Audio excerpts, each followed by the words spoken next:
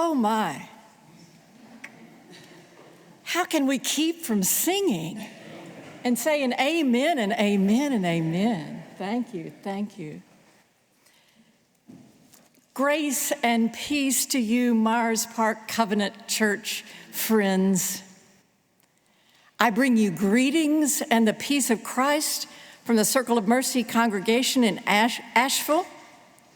Like this church, we also seek to do justice, love mercy, and follow in the ways of Jesus.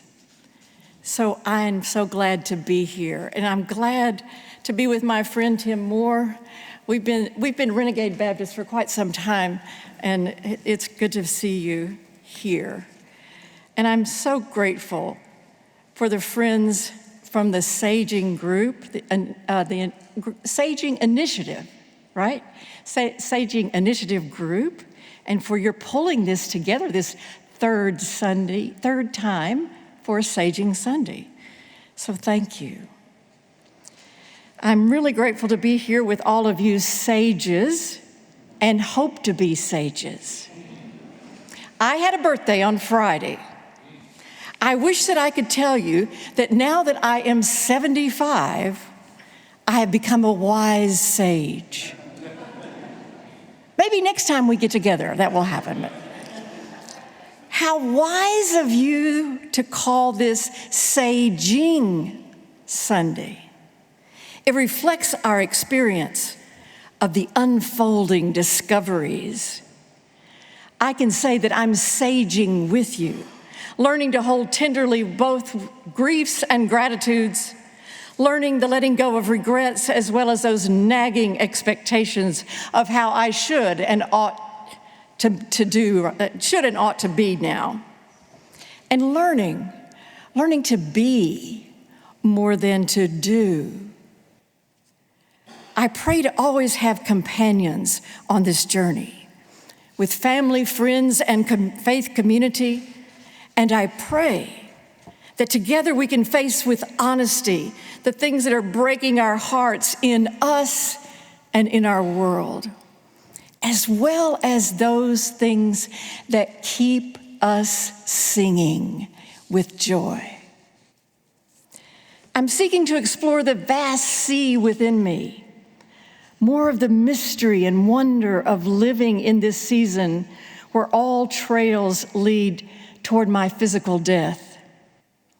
The psalmist prayed, "Teach us to number our days, that we may gain a heart of wisdom." Yes, may it be so.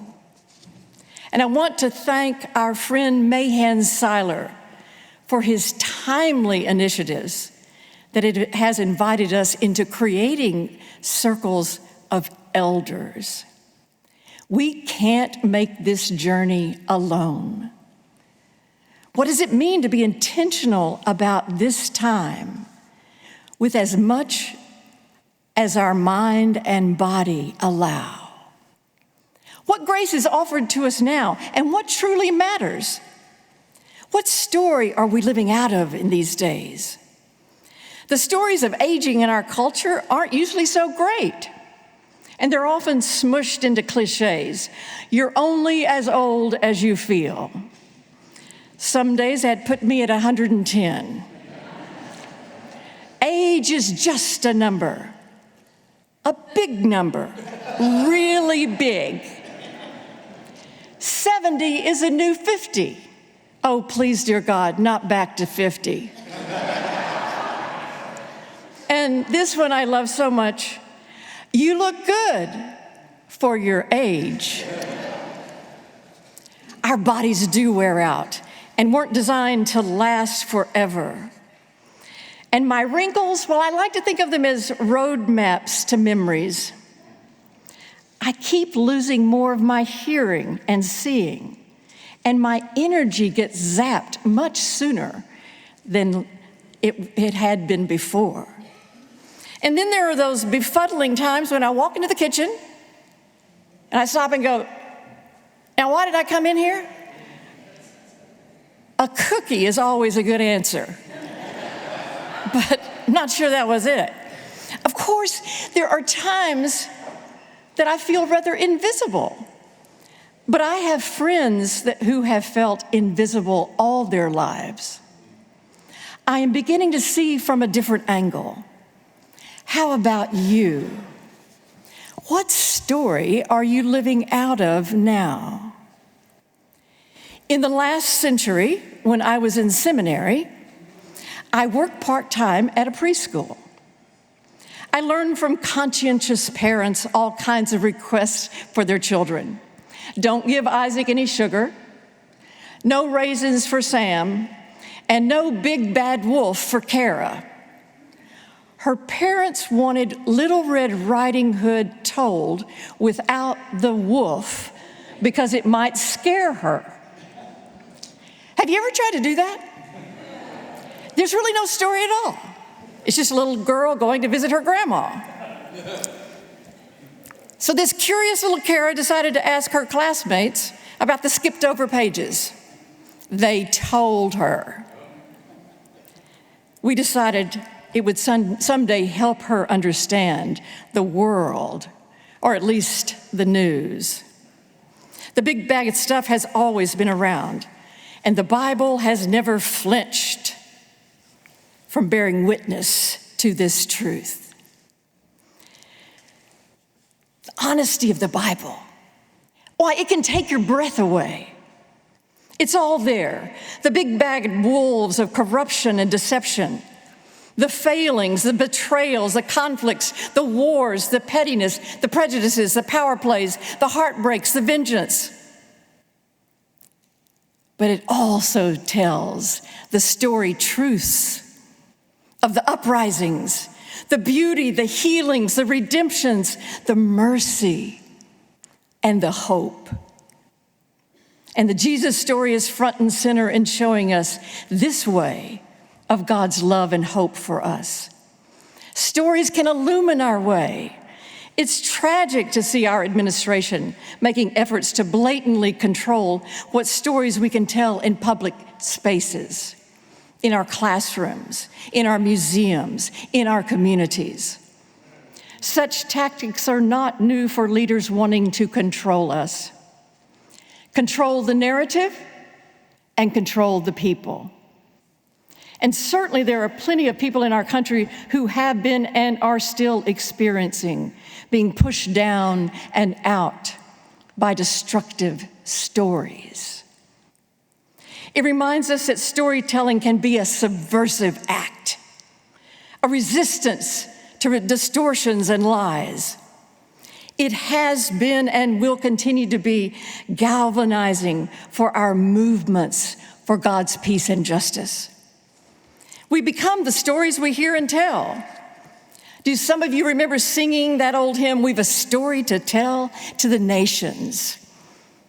A story of truth and mercy, a story of peace and light. I noticed in your founding church covenant, you proclaim your central mission to seek and live to the glory of God, who called you out of darkness into God's marvelous light. So, my friends, here's one story that reflects your covenant, a journey with a saging woman, Naomi. It was in the days when the judges ruled and chaos reigned. The times were severe. Famine devastated the land. Bethlehem, the name that means house of bread, had become an empty house. Elimelech and Naomi became climate change refugees. They left their homeland of Bethlehem with their two sons, and they found their way to survive in the foreign land of Moab. They started over.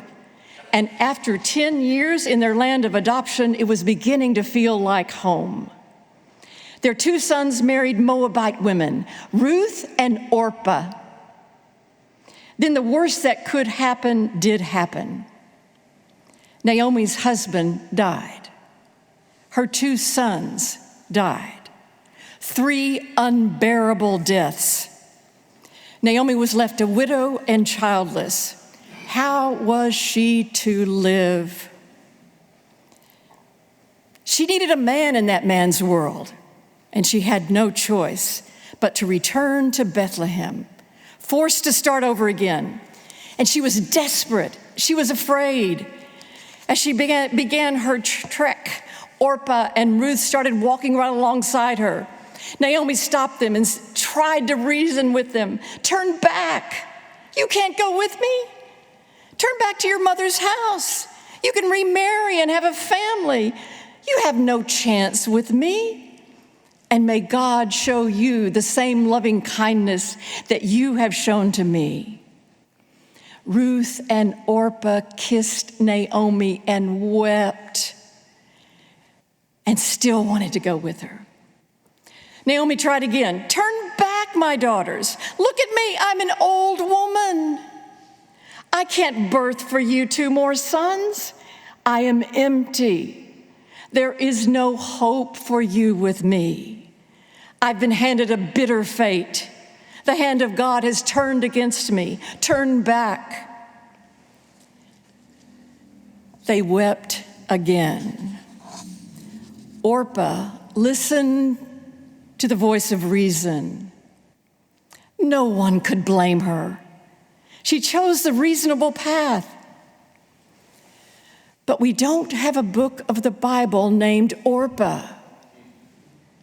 It's Ruth, the one who chose the risky path, the uncertain way. Ruth said to Naomi, do not press me to leave you or to turn back from following you, for where you go, I will go. Where you live, I will live. Your people will be my people, your God, my God. Where you die, I will die. Whether she liked it or not, Naomi had a companion for the journey. And Naomi, says the story, was silent on the journey.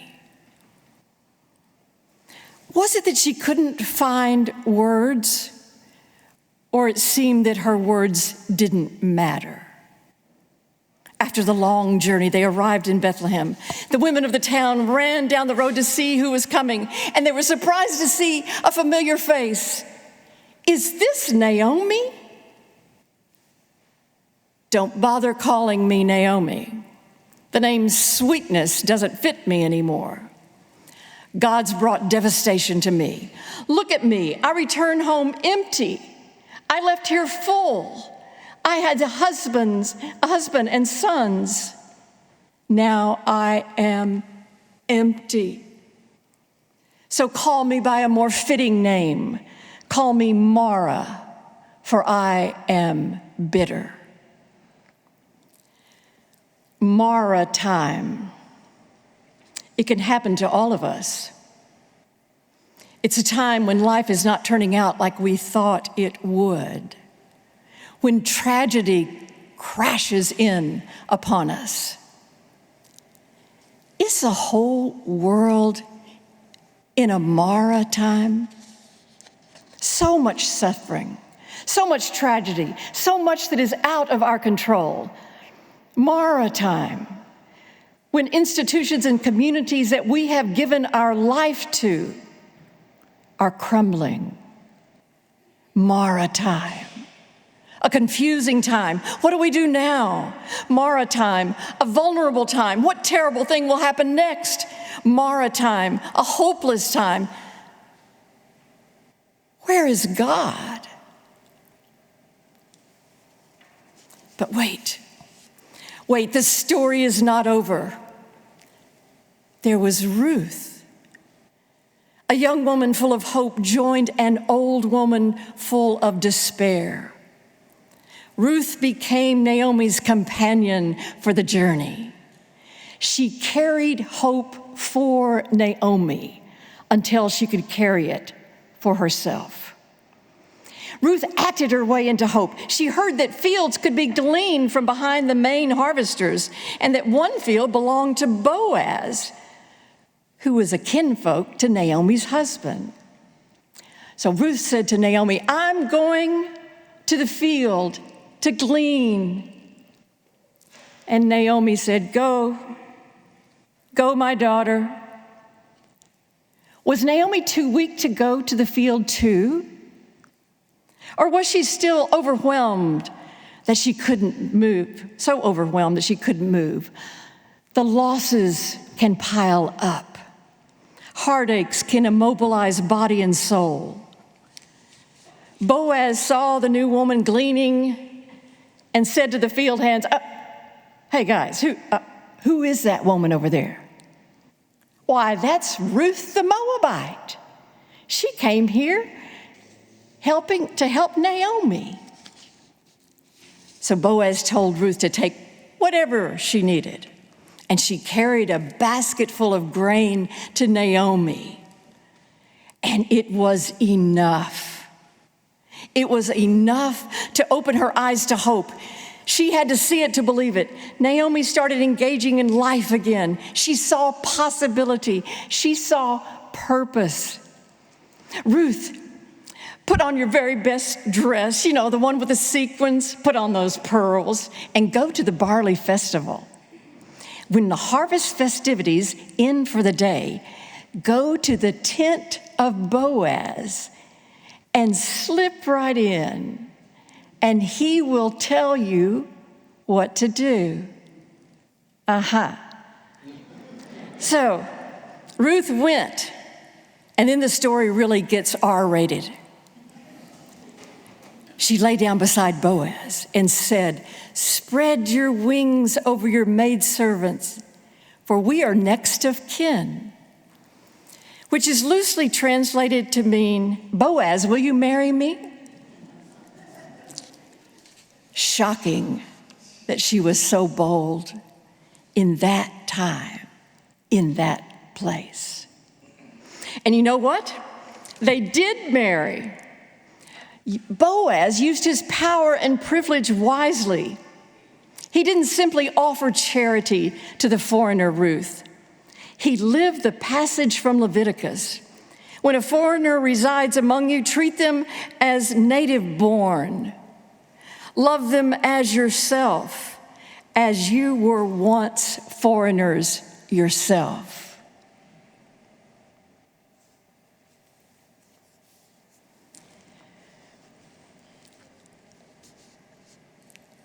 So Boaz, he didn't simply offer charity. He made Ruth part of the family. Incredible. And a baby arrived. And you know how the story ends? The women of the town got together to celebrate, and they gathered around Naomi. "Blessed be our God, who never left you, Naomi. You came to this town empty-handed, and now look, your arms are filled with new life." Ruth left everything to go with you in your old age, to be a companion, restorer of your life. She's more to you than 7 sons. The saging journey with Naomi is full of discoveries. She faced her losses and her aging with fear and grief. But the story wasn't over. She faced hardships of finding food and shelter, but the story wasn't over. She faced limitations of body and soul, but the story wasn't over. The village women surrounded Naomi and told her her story. She was celebrated. She was holding the gift of new life for another generation. And what did they say? A son has been born to Naomi. They named him Obed, who became the father of Jesse, the father of David, and on and on and on.